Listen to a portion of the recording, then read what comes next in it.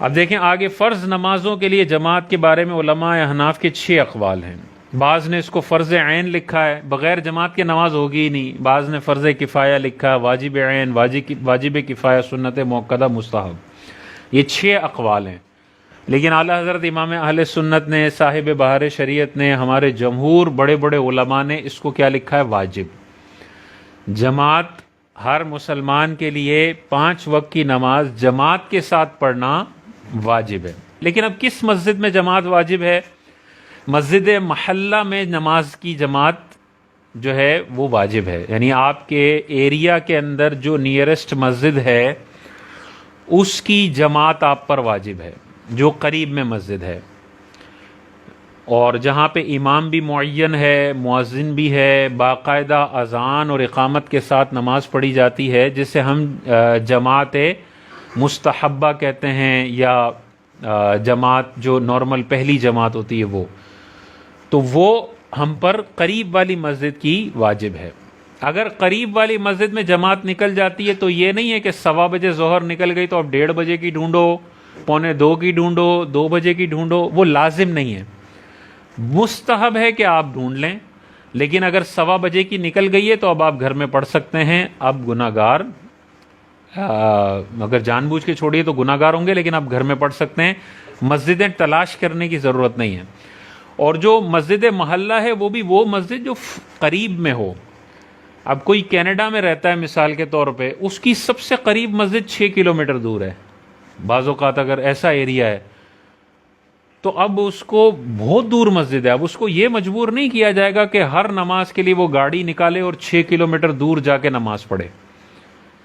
جا سکتا ہے ایزیلی، پیٹرول کا اس کو مسئلہ نہیں ہے، گاڑی کا مسئلہ نہیں ہے تو چلا جائے، لیکن روزانہ 5 دفعہ اس کو کہا جائے تو کتنا کلومیٹر بن گیا؟ یہ 5 کلومیٹر جانا، 5 کلومیٹر آنا، 10 کلومیٹر ایک نماز، 5 نمازیں کتنی ہو گئیں؟ 50 کلومیٹر، اس کے کتنے ڈالر کا پیٹرول لگ جائے گا؟ تو اتنی شریعت میں سختی جماعت کے حوالے سے نہیں ہے، ٹھیک ہے نا۔ جو قریب میں مسجد ہے جہاں پہ آپ 5-10 منٹ واک کر کے پہنچ جاتے ہیں، 5-10 منٹ اسکوٹر چلا کے چلے جاتے ہیں، وہ واجب ہوگی۔ لیکن 20 منٹ دور ہے مسجد کہ 20 منٹ اسکوٹر چلانی پڑے گی، 15 منٹ اسکوٹر چلانی پڑے گی، اتنا شریعت نے مشقت میں نہیں ڈالا ہے۔ حضور علیہ السلام کی حضرت علی رضی اللہ تعالیٰ عنہ کے حوالے سے بھی منقول ہے، جس مسجد کی آپ کو اذان کی آواز آ رہی ہے اس مسجد میں آپ نے نماز پڑھنے جانا ہے، یہ واجب ہے۔ جس کی اذان کی آواز آپ تک نہیں پہنچ رہی اس کی جماعت آپ پر واجب نہیں ہے۔ تو نیئرسٹ جو مسجد ہوتی ہے اس کی ہمیں اذان کی آواز آتی ہے، دور کی مسجدوں کی اذان کی آواز ہمیں نہیں آتی، تو بس قریب والی نماز مسجد میں اذان ہو رہی ہے، آپ نے جماعت کے لیے جانا ہے، یہ واجب ہے آپ پہ۔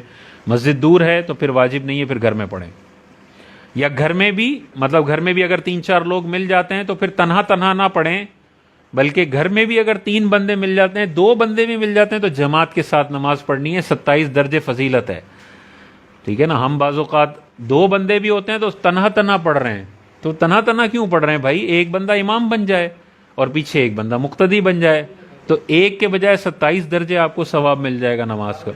اور اس کے حوالے سے دیکھیں، تھوڑی سی حدیثیں ہمارے ذہن میں ہونی چاہیے۔ ہم بعض اوقات جماعت کو بہت غیر اہم سمجھتے ہیں، تو حدیثیں ہماری ذہن میں ہوں گی تو پھر ہم جماعت کو کچھ اہمیت دیں گے۔ حضور علیہ الصلوۃ والسلام نے ارشاد فرمایا، ظلم، پورا ظلم اور کفر اور منافقت ہے کہ آدمی اللہ کے منادی کو نماز کی ندا کرتا اور حی علی الفلاح کہتا سنے کہ مجھے بلایا جا رہا ہے اور پھر حاضر نہ ہو، یہ ایسا ظلم ہے جو پوری منافقت ہے۔ اسی طرح دیکھیں ایک اور حدیث پاک، حضور علیہ السلام نے ارشاد فرمایا، من سمع الندا، جو اذان سنے، ولم یأتہ، اور پھر نماز کے لیے نہیں آئے، فلا صلاۃ لہ، تو اس کی کوئی نماز اللہ کی بارگاہ میں مقبول نہیں ہے، کیونکہ جب اس کو بلایا جا رہا تھا تو وہ اللہ کی بارگاہ میں حاضر نہیں ہوا۔ الا من عذر، مگر کسی عذر کی وجہ سے، کوئی مجبوری ہے، کوئی عذر ہے